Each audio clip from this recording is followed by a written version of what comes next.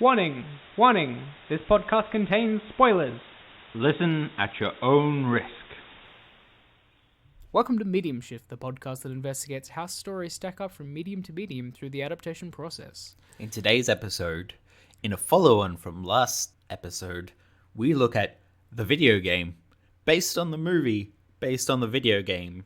That is, Street Fighter, the movie, the game. That's right. There's two of them.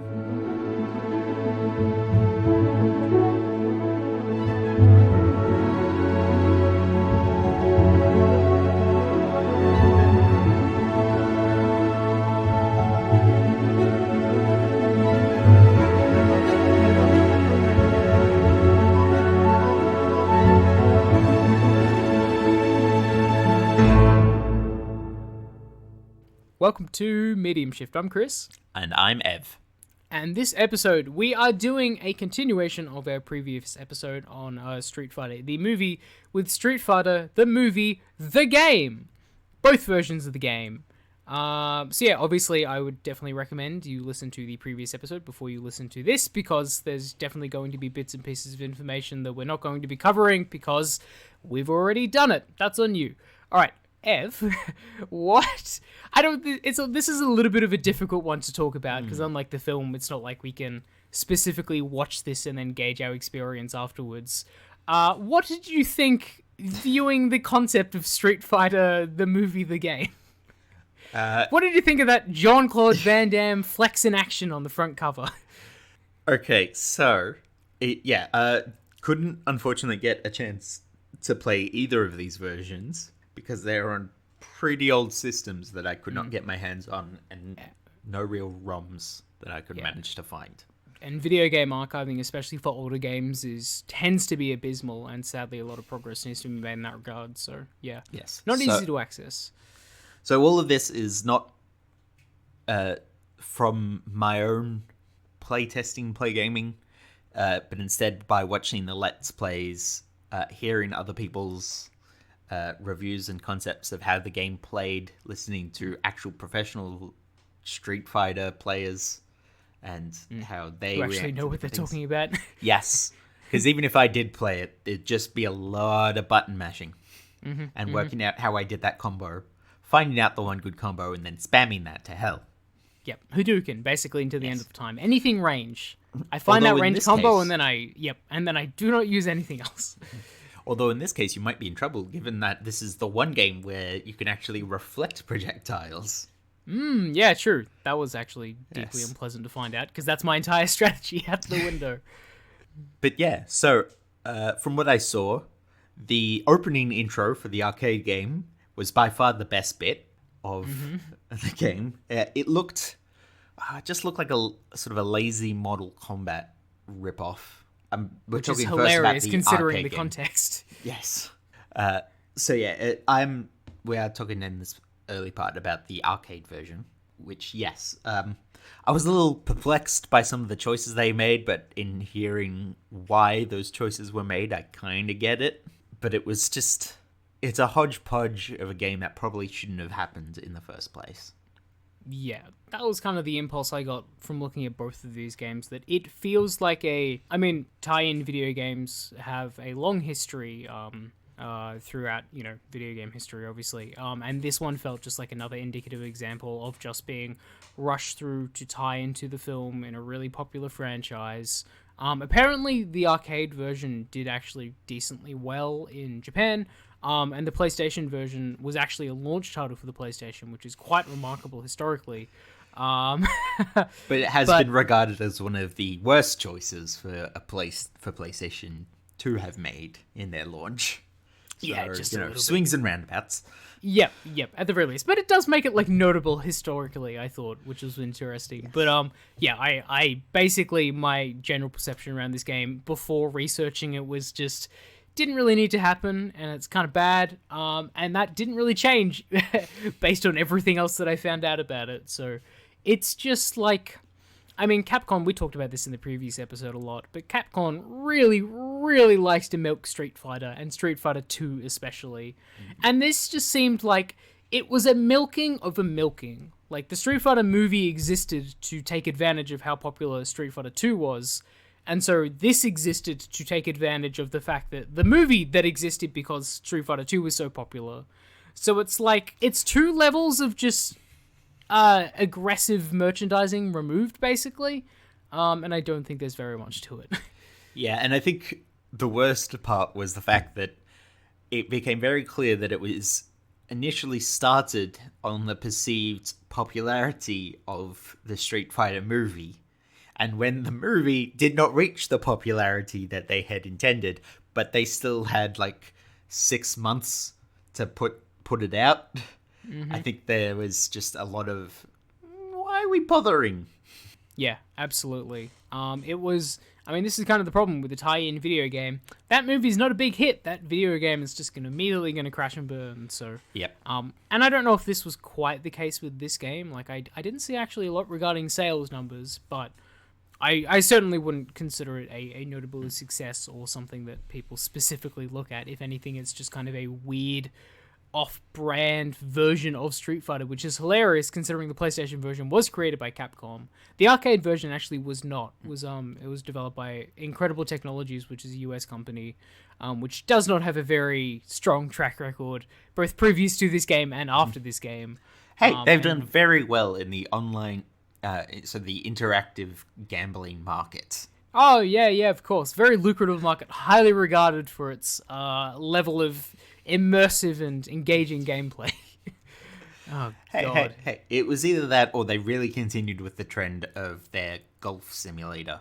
The simple fact that I came across a company that made WiiWare for a period of time, like the kind of shovelware that was all over that console, I found an enjoyable blast from the past, at least.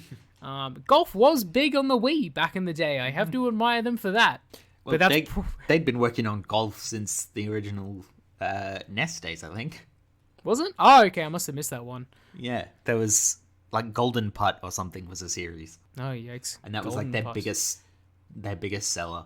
Yeah, sure. Yep. I mean, outside of Street Fighter, the movie, the arcade game, obviously. I'm not even 100% sure if that's the case. Yep. It's hard to tell. But look, is there really much else that we want to talk about regarding both of these games? Like, well, I think there's a bit of the elephant in the room in the fact that some of the big issues involve just the production of it, including the fact that they're missing a bunch of the characters that were in the movie. Yep.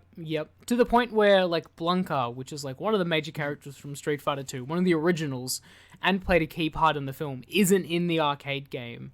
There is data on the arcade for him to be on there, but almost certainly he was just cut because of a rush production, I would assume. So. Yeah, no, they from what I heard, they didn't have the finalization of a lot of the frames.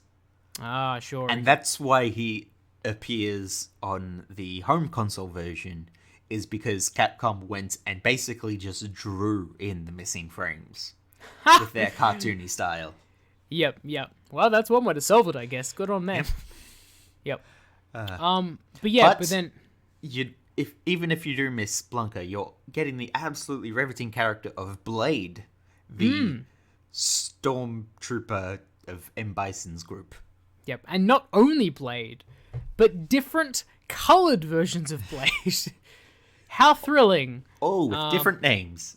Yep, all with different names, even though they're exactly the same character. Yep. There was, so Blade and another character called Sawada. Is that how it's pronounced? Sawada. I don't remember. Sawada, that's the one. Yeah, with the two characters added. But missing from the arcade game were several characters from Street Fighter 2 Turbo. As we mentioned, Blanka, but also Daalism and Fei Long, who was... Yeah, Daalism, sorry. And who wasn't in the... Fei Long, who wasn't in the original film as well. And then DJ and T-Hawk as well. Yes. So... Daalism I kind of understand, considering he's not a fighter in the movie, like he's literally just a scientist with the same name, but even so, like, it is weird, if you're going to make a skin of a really popular game just to basically, take advantage of a tie-in movie, like, why cut out so much of the content from the original game? Well, from what I've heard, so we already know both Blanka and DJ later appear in the home console version. Yep. Captain Sawada was basically Capcom's replacement for Fei Long in the original movie, and Yeah, so we that's talked why about that he's last here. episode too. Yeah. Which really they could have just made his name Fei Long. Yep. And probably would have got. And the reason T-Hawk's not in it is because when they went to, for each actor they had about like 8 hours, so one day that they could spend with him to get all the footage. When T-Hawk was running late, they went to his trailer to check and see where he was, and they found out it was empty and completely packed up because he had wrapped up on shooting for the movie and had flown home. That'd do it. So he Yes. basically just didn't know that he was going to do the frames for the game, essentially. Yeah, didn't know or didn't care. Yep. Hey, look, I can respect that. Yeah, and obviously there is the issue with M. Bison as well. Yes. He is not played by Raul Julia because this was obviously made after he passed away, but he's covered by his stunt double. I believe the same is with Blanca as well on the console version too. They got a stunt double in or another actor in basically, but everyone else, yeah, as you kind of say, was played by and frankly taken advantage of on the set of Street Fighter to get the frames to make it the kind of like super stilted FMV kind of fighting game that it is. So. Oh, and Van Damme, half of his actions were done by stunt double as well. Oh, really? Okay. Because he only rocked up for about 4 hours because obviously there were lines of coke to be done.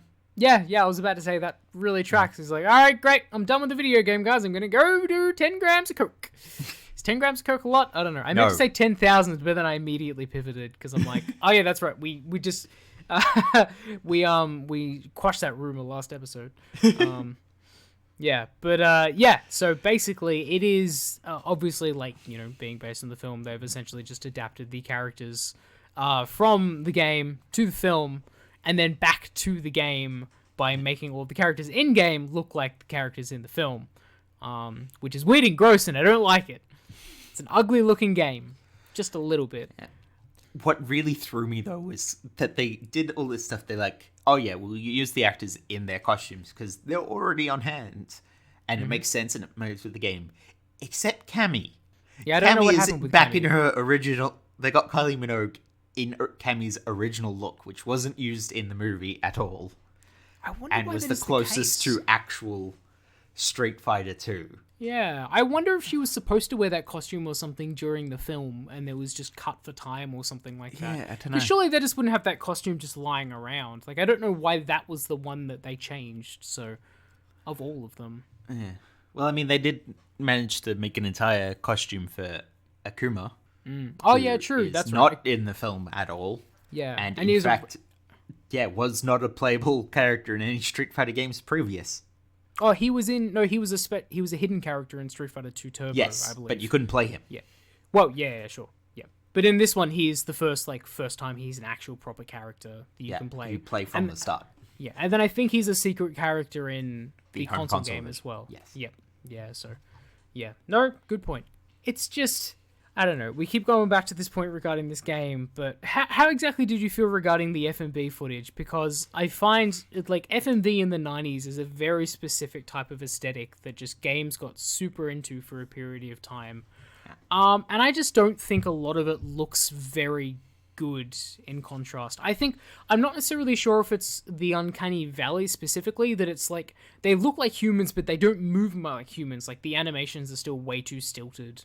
Or if it's something else, but yeah, I just don't really like the aesthetic of this at all. Okay, just interesting. When you talk about FMV, are you talking about the actual, like, full motion video has been used in it, or are you talking more broadly about the sort of artistic digitized frames? I meant to say, yeah, sorry, the digitized frames. That's a good point. I should distinguish that from full motion video. But you know what I mean, like the use of like actual like live action footage in video game design. So, look, I don't mind the kind of look. Yes, it did look very off at times, especially in the home console when they were like trying to patch things up with just drawing. Yep. That looked really odd. But I think I'd sort of gotten used to it with all the time spent where on the games that used it and actually made it work, like Mortal Kombat. Yeah, fair. I think Mortal Kombat does this type of aesthetic just quite a bit better, if anything. Yes. But I don't know, something about the way this game looked. Maybe because since I'd just seen the film recently as well, that it's like the film, but it's not, and it's not close enough, and I don't like it. So, yeah. Whereas something like Mortal Kombat, they're using original characters being played by actual professionals in their martial arts work, using a lot of proper and unique prosthetics and costuming, and spent a long time making sure they look right and not just 8 hours on a blue screen. Yeah, just a little bit. I think that attention is very much apparent between the two of them. So, yeah, I think regarding that, the other things that are quite different for like this game, not radically different, but there is a lot of very strange changes that they make to gameplay and the way both games play, which kind of makes sense, I think, for Incredible Technologies, considering it's a different company, like it's not Capcom, the original creators, making this game, but was like really weird for Capcom specifically. Granted, the console game reportedly is much closer in gameplay to the original Street Fighter 2 Turbo, but they add like, what is it, like super special moves, and then there's a whole later movie become battles. a staple of the Street Fighter games, weirdly Yeah, funnily enough. enough. V triggers. Yep, as well as like the movie battle single player campaign, which is just very dumb. I watched a couple of playthroughs of that, and it's essentially just the equivalent of there's a video from the film every now and then you see like a freeze frame of someone speaking some dialogue. Then you fight them, then they say, "Oh, Guile, do you want to..." Oh, because that's right, because you only play as Jean-Claude Van Damme in this. And it says, "Do you want to go this way or do you want to go that way?" And it depends who you fight, and it's just... Yeah, it's like the bare minimum, like, framing to string together a series of action scenes that is granted more than the original, like, tournament mode from Street Fighter 2, but is not much more. Well, come on, you're saying the branching pathways of a story are not, like, revolutionary ideas for this in the 2D fighting game market? Yeah, truly groundbreaking stuff. Do you want to go to this room or that room? Do you want to fight this person instead of that person? Doesn't matter, because the ends are still going to be same. Still going to fight Bisons. So yeah, but do you want to get there quicker than if you... Do you want to stop playing this game sooner, basically? Yeah, fair point. Yeah, that's your reward. Yeah, I feel like a game has a problem if its reward for playing it is to play less of it. That's just a bad sign. So... it does end with a music video of the film's theme song, which I did enjoy, and that freeze frame shot that is just delightful from the movie itself, which is probably the highlight of the entire movie battle single player campaign. So I do have to admit, I do like the actual FMV stuff they did in the beginning for both the arcade and the home console, in which you have small clips of the fighters, the original actors from the movie doing something awesome, and then a small clip of the actual like in-game fighter, and just it starts off really well with Ryu doing some awesome nunchuck work and Chun-Li breaking out of her cuffs to launch into a kick, and then they have some really interesting choices, like Sagat's intro of him being on frame for at best a second before being punched in the face by Ken, and Ken taking over the frame. Yep. And then a shot of Sagat and no mention of Ken for the rest of the movie. Yeah, look, they tried. The first couple, I agree, were quite effective, but then after that, they kind of lost it. I feel like Sagat as well was a difficult one too, considering he doesn't really do a lot of fighting in the film. Like he's more of a gross henchman type than an actual fighter that he is in the game. So yeah, but why not just include Ken over him? They excluded a bunch of other people that were in the game. Excellent point. Yeah, once again, I don't know why Sagat is supposed to be in that opening crawl. Like, of all the major characters, you're here to see Ryu, you're here to see Guile, you're here to see Chun-Li, and you're here to see that guy with the eye patch and a gun. Get punched by someone else who we won't talk about. Yeah, exactly. We don't mention Ken. No. Yeah, that's a really good point. And also, you get a lovely shot of Jean-Claude Van Damme twice, both for his intro, and then one just flexing in the camera, full screen, and his name in big letters, bigger than the actual title of the game. Yep. You could tell he was still a movie star at the time when this game was released, right? That really took me, I wouldn't say by surprise, but I took specific note of that as well. And I'm like, hey, if you want to sell an arcade, get Jean-Claude Van Damme flexing on the front. Like, I get it. I get the impulse, but it's very amusing in hindsight. I wonder how many people know who Jean-Claude Van Damme is these days. Oh, that's still be quite a number. Yeah, like I feel like he still has a bit of a status. Yeah, well, yeah, true. But I feel like it's very much a nostalgia thing. Like, I feel like film, like people who maybe enjoy like movies, like specifically of a specific era, like are familiar with them, but like just a random person who just watches the occasional Marvel film, like, I don't know, I feel like he's not in the zeitgeist the same way that someone like Schwarzenegger or Stallone still is, so... Yeah, I get that. But it is kind of hard to gauge. I think if people are going to mention Jean-Claude Van Damme, if you say his name to someone, the first thing they're probably going to think of is they're doing the splits across the two trucks for an ad campaign. Yeah, potentially. Rather than his major movie career. It is a very specific aesthetic, that ad, which I understand the impulse. Yeah. I don't know, it's been an interesting one. Did he show up was he in one of the Expendables movies? Or am I mistaken? I wouldn't put it past him. I feel like he would do an Expendable film, but I really don't remember. Those movies really just go in one ear and then out the other. Yeah, but anyway, is there anything else you specifically want to talk about either of these versions of the game? Like, I feel like we've covered most of it. Like, it just feels like kind of a lazy, rushed cash grab in some ways. And the reviews for both of these games, particularly the console version, as you kind of alluded to, not good. Really, it's basically just Street Fighter 2 Turbo, but just worse on every level. Yeah. So, although it did have a weird level of like, see, innovation is a strong term. I want to throw more. I don't know if I put innovation in Street Fighter 2, the movie, the game, in the same sentence, but it's more like foreshadowing of what Street Fighter would later do, but better. You know, like the tag team match style, or the special moves. Or the way you can adjust your special to turn it back into health. Like, all of those will later become part of the Street Fighter gameplay series. I just don't know whether I would interpret its creation to this movie, or just, we were going to do that anyway, we'll just wait and do it better in ours. Fair. It's like... It's specifically regarding the console version, which was created by Capcom. I think you're right that obviously the seeds are there, as you alluded to the super special moves before. But also, like, I don't know if this is intentionally a major inspiration on the franchise. I think it's more just, this was one of the versions, and it's just one of those ideas that kind of recurred and then was improved upon in later iterations. So, yeah.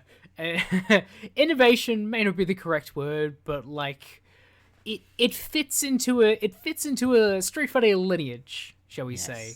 Which is still probably too charitable, but, you know, probably more accurate. Right, it exists, and it now has a history as the only Street Fighter game not to be remastered or re-released. Shame for shame. I would love to see Jean-Claude Van Damme flexing on my 4K monitor. Thank you very much. Yeah, I'm anyway, sure you can get that as a wallpaper. Yeah, well, true, actually. No, you need it as a GIF. You need the flex. Just the image doesn't capture it properly. Shall we move into do it differently then? Sure. Yep. Jingle. All right, do you want to go first, or shall I? Sure, I mean, what is there to do differently? Yep. Is it, like, I mean, even Capcom tried to do it differently with their home release. And much of their ideas were just make it Street Fighter 2 again. Just make Street Fighter 2 Turbo. Yeah. Yeah. That was my thing. Like, it's already been done differently previously, and better. I mean, really, there's not... Okay, so here's an idea. Oh, no. Make Street Fighter the movie. Do not make it a Street Fighter game. Okay. Make it a proper full FMV, like, adventure game. I would be on board with that, yeah.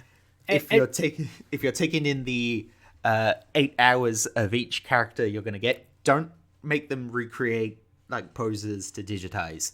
Make extra footage for this game of them talking and maybe doing a few stunts, and then turn that into you are an original Street Fighter character, and you're now entering this world of the movie, and you may have to do some street fighting, in which obviously there'll be some fight sequences in which you have to fight like nameless henchmen or PCs or like people from the jail or army people or whatever, and eventually maybe fight Bison as played by the stunt double.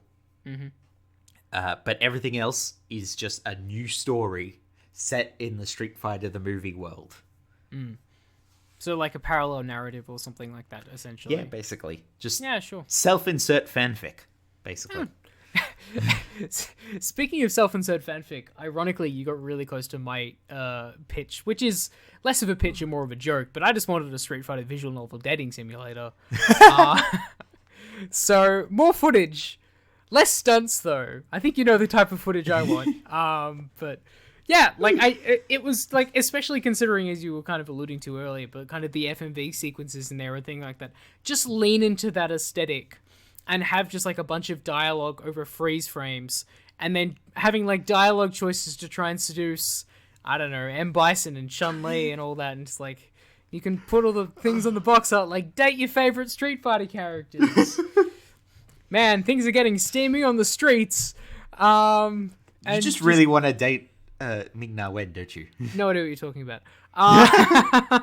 No. If anyone is going to be Raul Julia, I mean, Jesus, have you seen that? Have you seen his muscle suit? Yeah. So no, I find that I feel like something like that would happen in a parallel universe. It'd be one of those kind of weird trivia things that people talk about now. It's like, oh, did you know there's a Street Fighter visual novel dating sim made by an obscure Japanese company that like 2 people have played and is absolutely terrible and incredibly low budget? Like, that's basically what I want. I essentially want to put like a skeleton in the closet of the Street Fighter franchise and make it a visual novel dating sim. I mean, they've already made a like Street Fighter Match 3 puzzle gem game. Yeah, why exactly. not? I mean, just go all out. Do all the genres. I want to play a Street Fighter roguelike. I want to play a Street Fighter first-person shooter. I want to play a Street Fighter, I don't know, Madden or something like that. Imagine Hadoukens in Madden. Madden's a sport, right? I don't know. Yeah, I mean, yeah, it's football. It's gridiron, isn't it? Yeah. Yeah. Yep. I know the sports ball. What are you talking about? Yeah, but no, that was my pitch. But I mean, the real pitch is just play Street Fighter 2. Like, I don't know why. I don't know who or why anyone would choose this game over Street Fighter. Specifically, like, Street Fighter 2 and Street Fighter 2 Turbo, so... I think that's a good segue into our random recommendations. Hey! Very good, very good. Alright, what have you got to recommend us this episode, Ev? So, I've sort of got 2 in mind, basically based on our discussion of FMV, and if you want games that actually did FMV well, and a bit of that digitizing done well, I have 2 video game recommendations. The first, both surprisingly you can still get to this day despite being made quite a while ago. The first is Night Trap, which had a recent re-release on Switch, which is like proper full FMV game. Basically everything is a movie. Oh yeah. And if you are nostalgic for that, give it a go, because it's probably one of the better ones of all those like classic 90s FMV games. The second, which did mixture of FMV, digitized, and actual animation, is the Command & Conquer Red Alert series. Oh yeah, great. That got remastered recently too. Yes, which definitely have a lot of, like, it's already a good set. It's a classic real-time strategy game a la Age of Empires and those types of games, but very tech-based, goes all the way to like weird tech Cold War future stuff. Like, it's a weird aesthetic, but it works. It's very red, very communist, based on the aesthetic that I've seen of the game, so good for it, I guess. Yes. Yep. And you can play as different characters, and it gifted us with one of the best line readings of all time. I was about to say, yep. I'm going to the one place not corrupted by capitalism. Space! By the absolutely fantastic and renowned treasure that is Tim Curry. Perpetual favorite of the podcast, Tim Curry. Yes. Yeah, the moment you said like Command & Conquer, I'm like, you better mention Tim Curry, because that he knows what he's doing, right? Like, he always does. He's Yeah. He's, if anyone should like be the actor in all of those FMV, like hammy FMV 90s games, like it should be Tim Curry, because he can sell it. He can sell it like nobody's business. He has big role energy. Big roll energy. Yep, I like that a lot. Yeah, fantastic. Cool. I'll probably get around to playing that game at some point. It is on my Steam wish list, so... Alright, cool. Well, I am also recommending a recent game. Not one that's been remastered, but it has been in early access for a while, but was just officially released. And that is Supergiant's latest game, Hades. Which is obviously like dating the podcast that has come out, but it recently came out on Switch. I got it a couple of weeks ago and have been obsessed with it for weeks and weeks. Like essentially I'm playing like a couple of runs every night. It is a roguelike with elements of like a visual novel dating simulator, essentially. Okay. Yeah, based on the Greek gods, where you play Prince of Hades or Prince of the Underworld, Zagreus, trying to escape the underworld to basically uncover secrets of his past. And it is excellent. Like if you played any Supergiant game previously, like Bastion or Transistor or Pyre, it's a very similar. It draws like gameplay elements from almost all of those. The writing is incredible. All of the gods are just like the visual, like the art in this game is just astonishing. It's so smooth. It plays so well. It's like, I've never been a big fan of roguelikes, but like this is the roguelike. Like this is the way that you make a roguelike that I'm actually interested in. The story is fantastic. I've beaten the game 5 or 6 times already at this point, and there's still infinitely more stuff for me to discover. Like I feel like this is going to be one of those forever games that I just play in perpetuity, just have a run every now and then. And yeah, it is really, really fantastic. Like I cannot say enough good things about it. So yeah, play Hades and play all the Supergiant games, but like Hades might be my favorite of theirs so far. Awesome. Good stuff. Right, well, thank you to everyone who listened to this episode of Medium Shift. We can be found at mediumshift@gmail.com. Feel free to send in your recommendations to create a tie-in video game for the podcast to mediumshift@gmail.com. If you want to be included, send approximately 400 to 800 frames of you in various fighting poses. Yep, exactly. Next episode, which is actually very exciting, which is going to be our 50th official episode of the podcast. We're going to be going back to where we started for the next 3 episodes, in that we're doing a film or something related to our first 3 topics, which was Batman, Godzilla, and Mad Max. And for the very first, we are doing what I am going to make the argument for is the best Batman movie ever created, which is Batman Mask of the Phantasm. So it's a hot take, especially considering a hot take that I've gone on record saying The Dark Knight is my favorite movie ever. How am I going to reconcile that? Guess you're going to have to listen to the episode. So I don't know where I'm meant to go from that. Usually my bit is telling people what the actual thing is, but you just went right out and I know. I mean, I couldn't... Nope, it's done now. Okay, cool. Fair enough. You've ruined it for me. You're welcome. It is Batman. I get excited about Batman. So until then, fare thee well. Hadouken!